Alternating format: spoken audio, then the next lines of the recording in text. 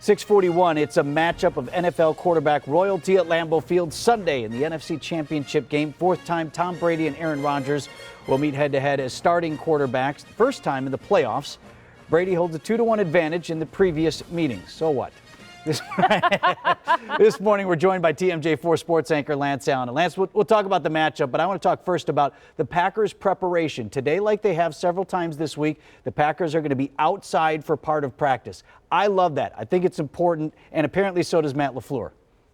Yeah, I think, even though we live in the cold, I think it's not a bad idea to get used to the cold. I know some coaches kind of go back and forth on the whole, slipping around on a practice field. You don't want to see a guy get hurt. You want to have a productive practice. But I'm kind of more with you, Vince, that I think even if it's a little bit windy, a little bit cold, not that it's going to be like horrible today, but just to kind of get used to the situation, throwing the ball, whatever, I think that's a good thing. All right, Lancey, what I want to know is who's going to win? All right. Well, that's what I want to know. I think, the way the Packers are playing, they're an ascending team, not a descending team. Last year, you could kind of tell, I thought they went about as far as they could go. This year, it just doesn't seem like their offense can be stopped. That said, Buccaneers have a good defense, but I do think the Packers win. But if Packer fans think this is going to be a cakewalk, I personally think it's going to be a nail-biter, close game, maybe like a 34-27 win. But a worthy opponent, but I think they win. Lance, Tom Brady has led his Patriots team so many times to the Super Bowl, and I think it's 6 rings for him. So there's a lot of focus on that. But this is not those Patriot teams. It's not Bill Belichick. It's not that machine. It's not the do-your-job mentality. This is still a different situation for Brady. Yeah, this is Bruce Arians' no risk it, no biscuit. That's his that's his motto. That's a different mantra. A totally different mantra. And I like how, Vinny, they say 14 championship games, meaning, okay, all the other ones were with the Patriots.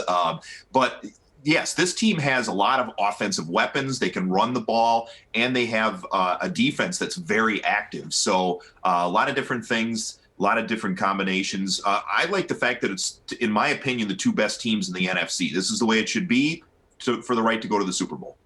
Lance, I know that you covered Ted Thompson his entire time with the Packers. And, it's just interesting because there were the fans who said, in Ted we trust. And then there were the fans who were mad that he didn't go after Randy Moss. What did you see as the man who was Ted Thompson? Remember that? Yeah. I saw all of the above. I saw the fans get in his face when he drafted Aaron Rodgers with his very first draft pick.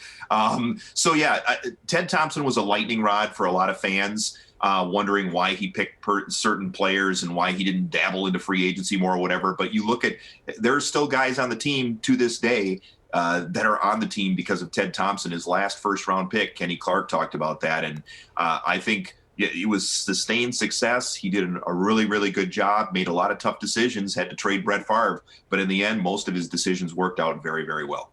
Yeah, he did a lot for the team. All right, Lance Allen, thanks so much for waking up with us. We really appreciate it. Always great to have you. No problem.